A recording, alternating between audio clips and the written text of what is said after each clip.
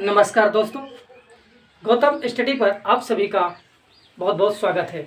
जैसे कि आज हम हिंदी व्याकरण की 9वीं क्लास लेके आए हैं और हम आज आपको संधि से संबंधित टॉपिक को जो है पढ़ाएंगे या उससे जुड़ी हुई जानकारियाँ प्रदान करेंगे। तो आइए देखते हैं। पहले देखेंगे हमारा टॉपिक क्या है, संधि। ठीक है, तो संधि की जो व्युत्पत्ति है उसके बारे में हम पहले देखेंगे कि संधि की व्युत्पत्ति अगर देखें तो संधि की व्युत्पत्ति जो है वो सम धन धी से हुआ है। क्या है? सम धन धी। ठीक है, अर्थात देखें तो सम का अर्थ होता है मेल। सम का अर्थ क्या होता है? मेल कहें या कहें तो पूर्णता। ऐसे देखते हैं कि इसका सम का मतलब हो गया पूर्णता, पूर्णतः, और धी का मतलब हो गया धारण करना। क्या हो गया? धारण करना। ठीक है, तो अर्थात पूर्णतः जिसे धारण किया जाता है उसे क्या कहा जाता है? संधि कहा जाता है। ठीक है, तो संधि की व्युत्पत्ति जो हुई है कैसे हुई है कि सम धन धी बराबर, यानी देखें तो पूर्णतः धारण करना।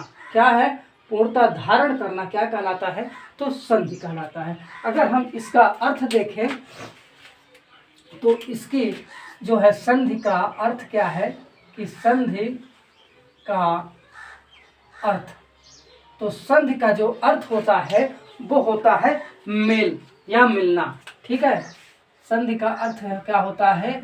मेल या कहे तो मिलना। ठीक है, क्या होगा? मेल या मिलना। ठीक है, तो संधि का अर्थ क्या है? मेल या मिलना। अब देखिए, जहाँ पर किसी दो या दो से अधिक ध्वनियों का मेल होकर एक नई ध्वनि उत्पन्न होती है उसे हम क्या कहते हैं? संधि कहते हैं। ठीक है, कैसे कि जब दो या दो से अधिक ध्वनियाँ आपस में मिलकर एक नई ध्वनि का उत्पादन करती हैं, है ना, या निर्माण करती है, तो उसे क्या कहते हैं? हम संधि कहते हैं। अगर हम देखते हैं कि जैसे ये मान लेते हैं छोटा आ है और प्लस छोटी ई है, तो इस छोटा आ और प्लस छोटी ई से जो हमारा नया ध्वनि उत्पन्न हुआ या नया स्वर उत्पन्न हुआ तो इसका अलग ही रूप दिखता है। तो इसी मेल को क्या कहा जाता है? संधि कहा जाता है। ठीक है, आइए फिर इसकी हम परिभाषा को देखते हैं। क्या देखते हैं? परिभाषा। तो संधि की परिभाषा क्या कहती है कि दो या कहे तो दो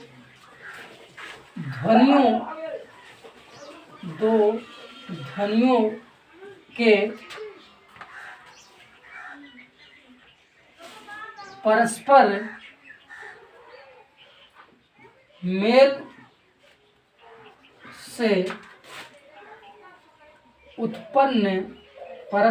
से उत्पन्न होने वाली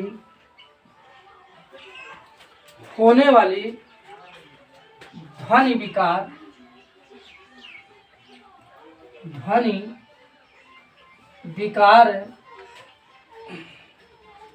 संधि कहलाती है।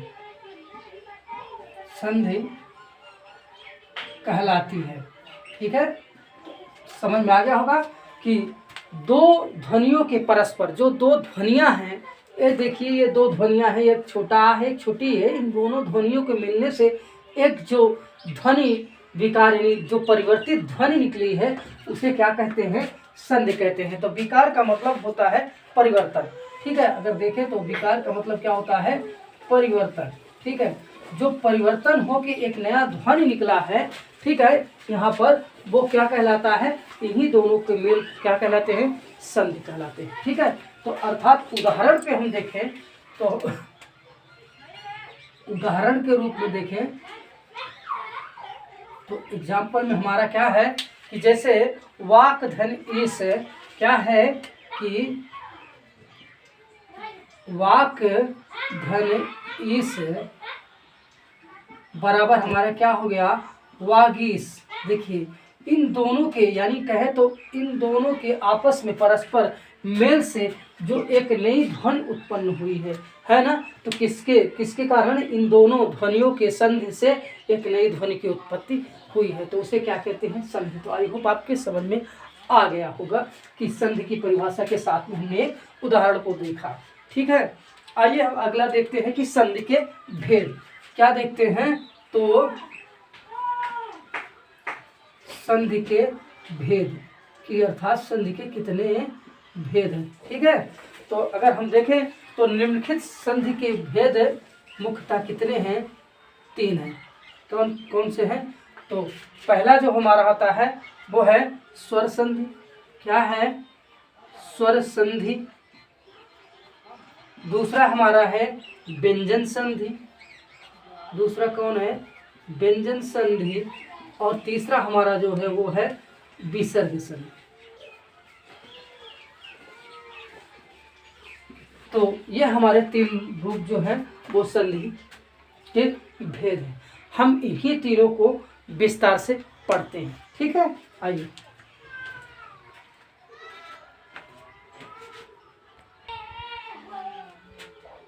तो जो हमारा पहला है तो वो पहला क्या है? स्वर संधि। क्या है? तो पहला हमारा जो है वो स्वर संधि। ठीक है, अब स्वर संधि में क्या होता है? तो अगर हम देखें तो इसकी परिभाषा क्या है? परिभाषा देखते हुए चलते हैं। स्वर संधि की परिभाषा। ठीक है, स्वर संधि की परिभाषा देखते हैं कि स्वर के साथ स्वर के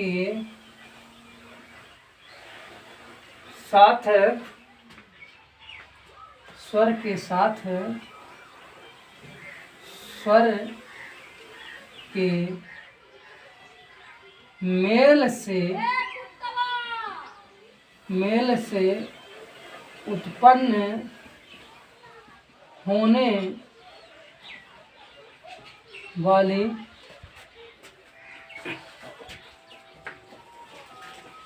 उत्पन्न होने वाली ध्वनि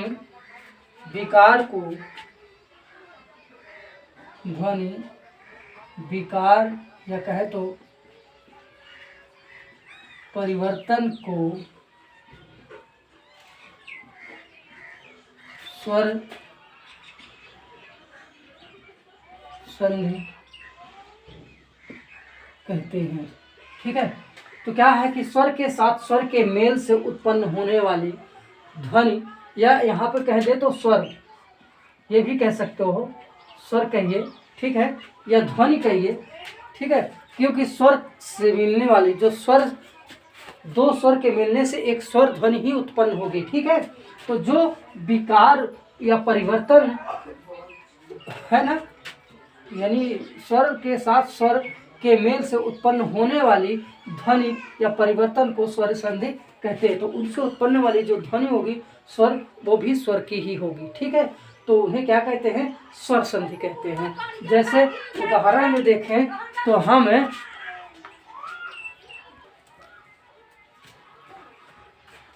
तो स्वर के साथ स्वर के मेल से उत्पन्न होने वाली जो स्वर है या ध्वनि है वो क्या कहलाती है? स्वर संधि कहलाती है। एग्जाम्पल में देखते हैं, उदाहरण में। तो उदाहरण के तौर पर हम देखें तो जैसे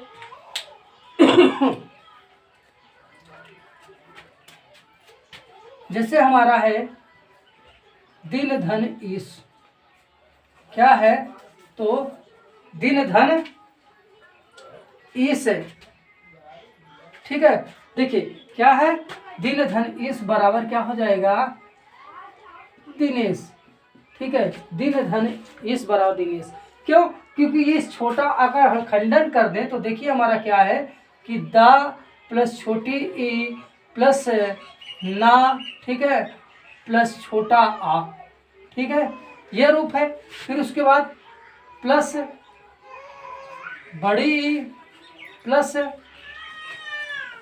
का प्लस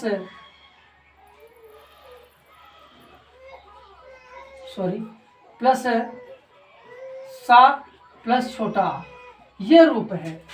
ठीक है, अर्थात हम देखें तो ये ना में हमारा आ है। ठीक है, तो छोटा आ प्लस छोटा आ, ठीक है, छोटा आ प्लस बड़ी ई मिल के क्या हुआ, ए का निर्माण किया। ठीक है, किसका निर्माण किया, ए का निर्माण किया। ठीक है, तो अर्थात कहने का मतलब है कि स्वर के साथ स्वर के मेल से जो उत्पन्न होने वाली ध्वनि वो भी क्या होगी, स्वर ही होगी।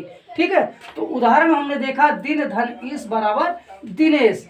ठीक है, अर्थात देखें तो यहाँ पर छोटा आ और बड़ी ई मिलके किसका निर्माण किए हैं, ए का निर्माण किए हैं।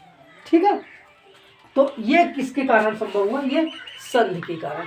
तो आई होप बखूबी से स्वर संधि भी आपकी समझ में आ गई होगी। ठीक है, चलिए आगे देखते हैं। तो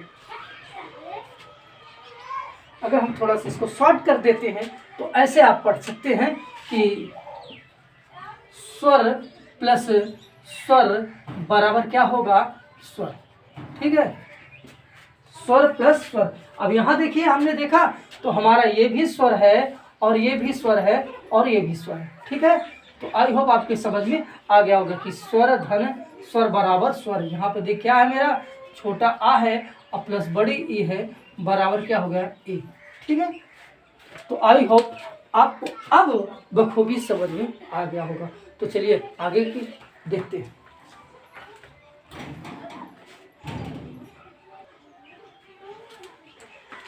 अब आगे देखें तो स्वर संधि के भेद क्या है, स्वर संधि के भेद, स्वर संधि के भेद। तो इसके भी कुछ भेद हैं। जिस प्रकार संधि के 3 भेद हमने देखे, स्वर संधि, व्यंजन संधि और विसर्ग संधि। तो स्वर संधि के भी कुछ भेद हैं। ठीक है, इन भेदों को हम देखें तो कौन कौन से हैं। तो नंबर 1 दीर्घ स्वर है। कौन सा है, दीर्घ स्वर संधि है। दूसरा नंबर हमारा गुण स्वर संधि है।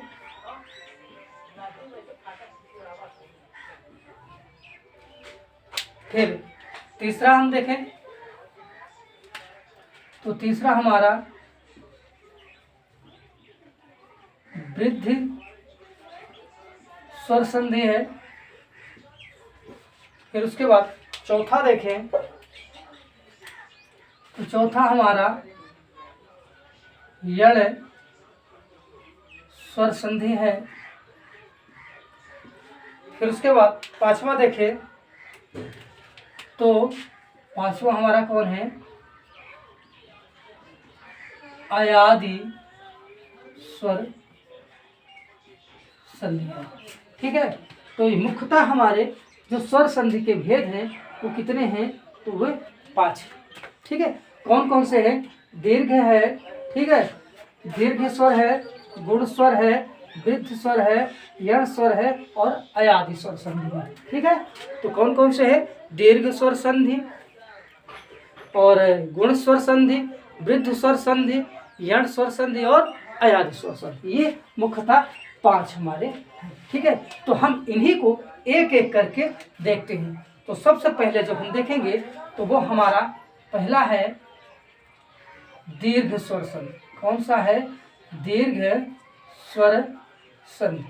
तो आज हम पहले इसके बारे में पढ़ते हैं। ठीक है, किसको पढ़ते हैं, तो दीर्घ स्वर संधि को देखते हैं। परिभाषा सहित देखते हैं कि दो क्या है, कि 2 सजाती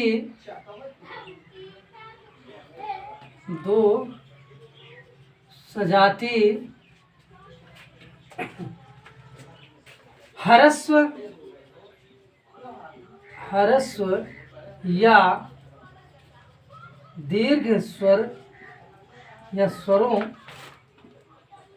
के मेल से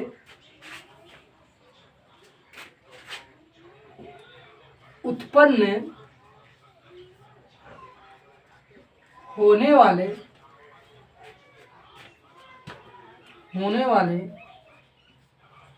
विकार कहें, है ना, होने वाले विकार दीर्घ स्वर संधि कहलाते हैं। क्या कहलाते हैं? दीर्घ स्वर संधि कहलाते हैं। कौन? कि दो सजाती, कैसे?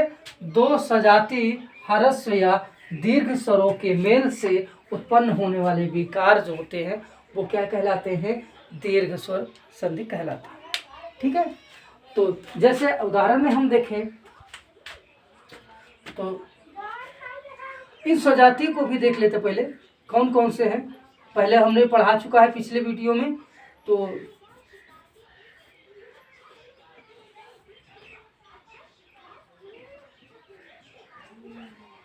ये सजाती है जो स्वर हैं वो कौन कौन से हैं? तो ये है छोटा आ, बड़ा आ, छोटी ई, बड़ी ई, छोटा ऊ, बड़ा ऊ। ठीक है, तो ये जो है ये 6 क्या हैं? सजाती हैं जो एक ही जात के स्वर हैं।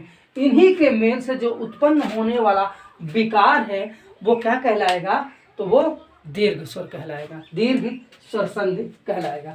ठीक है, अगर देखें तो अगर हम थोड़ा सा देख लें कि छोटा आ, ठीक है, या बड़ा आ, ठीक है, छोटा आ या बड़ा आ प्लस छोटा आ या बड़ा आ आए तो वहाँ पर क्या हो जाएगा? बड़ा आ हो जाएगा। ठीक है, ठीक है, कैसे? छोटा आ या बड़ा के बाद छोटा आ या बड़ा आ आए तो वहाँ पे क्या हो जाएगा? बड़ा आ हो जाएगा। जैसे अगर और हम डीपली देखें तो वो क्या है कि जैसे छोटा आ प्लस छोटा आ प्लस छोटा आ आए तो वहाँ पे क्या होगा? बड़ा आ होगा। ठीक है, या कहें तो छोटा आ प्लस बड़ा आ आए तो भी वहाँ क्या होगा? बड़ा आ ही होगा। या देखें तो बड़ा आ के बाद छोटा आ आए तो भी वहाँ बड़ा आ ही होगा। और यह देखें तो बड़ा आ के बाद बड़ा आ आए तो भी वहाँ पर क्या होगा? बड़ा आ ही होगा। तो ये फार्मूला है। ठीक है, ये फार्मूला है।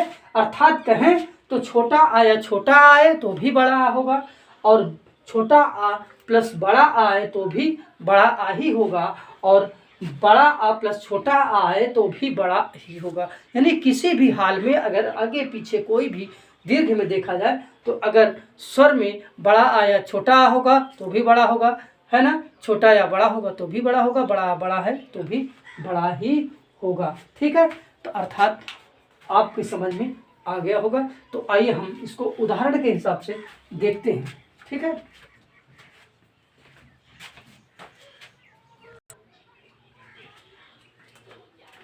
तो चलिए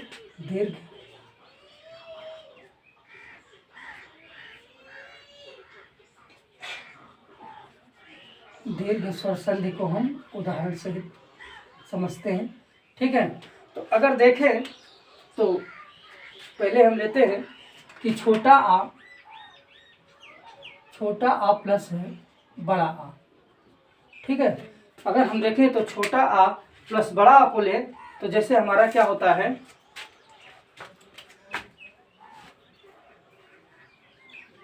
रामधन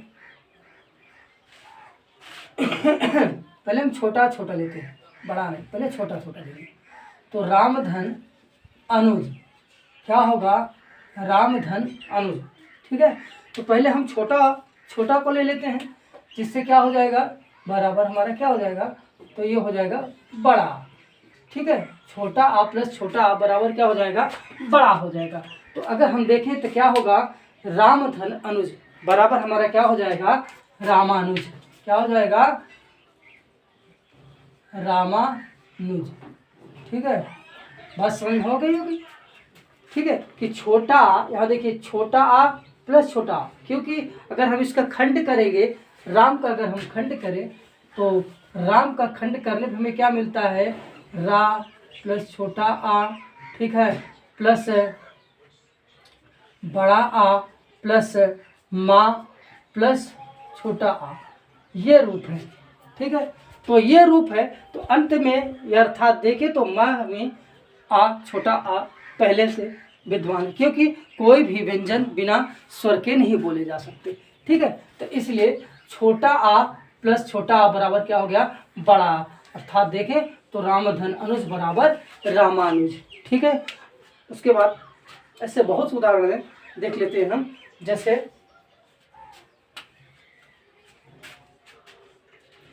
जैसे है दिव्य, ठीक है, अस्त्र, दिव्य धन अस्त्र। ठीक है, क्या है दिव्य, क्योंकि या में भी हमारा स्वर विद्वान है, तो दिव्य धन अस्त्र बराबर क्या हो जाएगा, दिव्यास्त्र। ठीक है, क्या हो जाएगा, दिव्यास्त्र। बात समझ में आई होगी। ठीक है, अर्थात छोटा आ प्लस छोटा आ बराबर क्या हो गया, बड़ा। और देख लेते हैं जैसे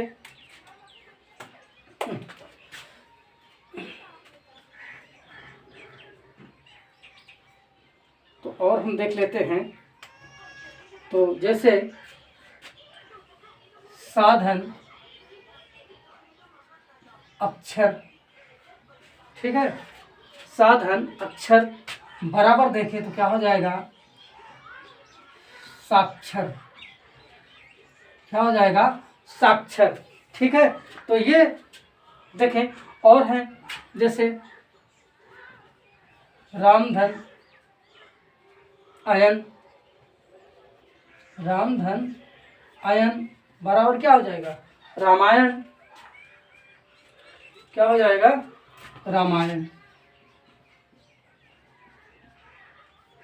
क्यों, क्योंकि देखिए कभी कभी ये होता है कि जैसे कोई पंचमा अक्षर है और पंचमा अक्षर अंत में लगा हुआ है, तो वो पंचमा अक्षर एक ही रूप, जैसे ये देखिए ये, तो वो अक्षर तर अगर ना है और माँ का मेल में कोई संधि होती है तो वहाँ पर न का अड़ा हो जाएगा, तो यहाँ पर क्या हो जाएगा, अड़ा हो जाएगा, तो क्या हो गया, रामायण। ठीक है, राम धन अयन बराबर रामायण। ठीक है, ऐसे बहुत है। जैसे फिर उसके बाद है स्वाधन अर्थ बराबर क्या हो जाएगा, स्वार्थ। उसके बाद स्वाधन अधीन, स्वाधन अधीन बराबर स्वाधीन। तो ऐसे बहुत से हैं। ठीक है, तो ये क्या हो गए, ये जो है छोटा आ प्लस छोटा आ बराबर बड़ा का रूप हो गया। अब आगे देखें तो हम छोटा आ और प्लस बड़ा आ बराबर बड़ा आ को देखेंगे। ठीक है, अर्थात छोटा आ प्लस बड़ा आ बराबर बड़ा। अगर हम इसमें देखें तो जैसे हम देखते हैं कि शिष्ट धन आचार, क्या है कि शिष्ट धन आचार बराबर क्या हो जाएगा, शिष्टाचार। क्या हो जाएगा, शिष्टाचार। अब यहाँ पे क्या है कि छोटा आ और प्लस बड़ा आ मिलके क्या हो गए, बड़ा हो गया। ठीक है, और देखें तो जैसे क्या है साधन आकार बराबर क्या हो जाएगा, साकार। ठीक है, और देखें तो साधन आभार बराबर साभार। और देखें तो परधन आधीन बराबर पराधीन। और देखें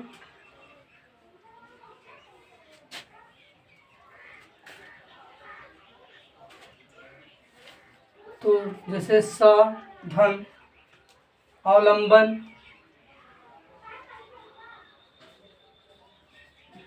अवलंबन, अब बराबर क्या हो जाएगा, सॉरी स्वधनालंबन, नहीं स्वधन आलंबन बराबर स्वावलंबन, स्वावलंबन। ठीक है, तो ये क्या हो गया कि छोटा आ प्लस बड़ा आ से मिलके जो हमारा बड़ा आ का निर्माण हुआ ये हो गया। ठीक है, आइए फिर आगे देखते हैं।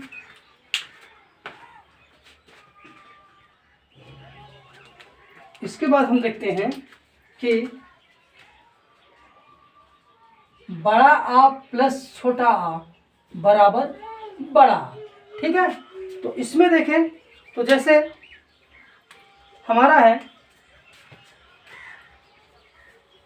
तथा धन अपि, क्या है तथा धन अपि बराबर क्या हो जाएगा तथापि, तथा धन अपि बराबर क्या हो जाएगा तथापि। अर्थात देखें तो बड़ा आ और प्लस छोटा आ मिलके क्या बन रहा है बड़ा आ बन रहा है। ठीक है, उसके बाद और देखें तो कदा धन अपि बराबर कदापि। ठीक है, और देखें शिक्षा धन अर्थी, शिक्षा धन अर्थी तो बराबर क्या हो जाएगा शिक्षार्थी। ठीक है, और देखें तो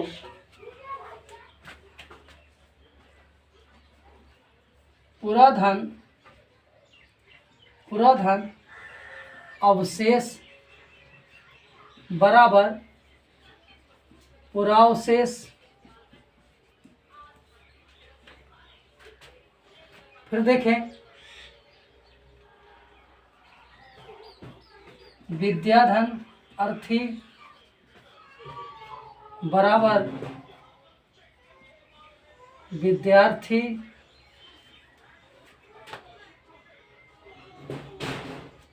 और देखें तो सेवाधन अर्थी बराबर सेवार्थी। तो ऐसे बहुत से उदाहरण हैं।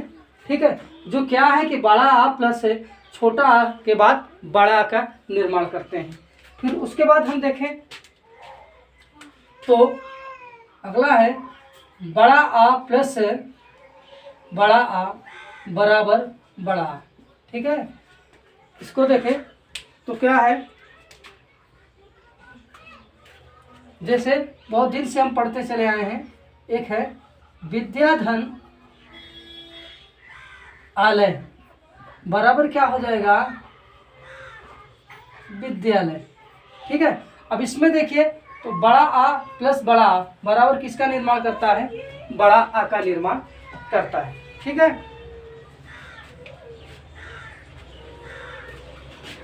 फिर देखें तो जैसे क्रियाधन आत्मक बराबर क्या हो जाएगा क्रियात्मक। ठीक है, उसके बाद देखें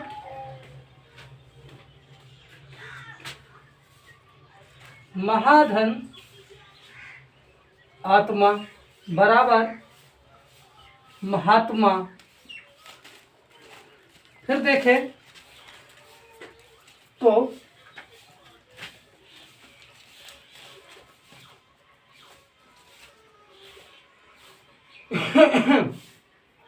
कृपाधन आलू बराबर कृपालु। उसके बाद देखें तो रचनाधन आत्मक बराबर क्या हो जाएगा रचनात्मक। तो ये हमने कुछ उदाहरण के साथ देखा कि आ का यानी बड़े आ का या देखिए तो दीर्घ संधि में जो है कुछ ए उदाहरण हैं जो आ से रिलेटेड है। अब इसके बाद हम जो आगे देखेंगे या इसके आगे वाले वीडियो में देखेंगे तो वो ई से संबंधित देखेंगे कि ई छोटी या बड़ी या छोटी के बाद बड़ी ई का निर्माण किस प्रकार होता है। ठीक है, तो आई होप आपको वीडियो अवश्य अच्छा लगा होगा। आप प्लीज़ जैसे आपको लगी होगी वीडियो प्लीज़ कमेंट करके बताइएगा और मेरे चैनल को सब्सक्राइब एवं शेयर तथा लाइक जरूर करिएगा। यह वीडियो लगातार आपकी निरंतर जो है सामने प्रस्तुत रहेगा और लगातार हम आपको नए से नए क्लास प्रोवाइड कराते रहेंगे। अगर आप लोग का बराबर ऐसे सहयोग मिलता रहेगा तो आपको गौतम स्टडी पर यह वीडियो देखने के लिए बहुत बहुत धन्यवाद।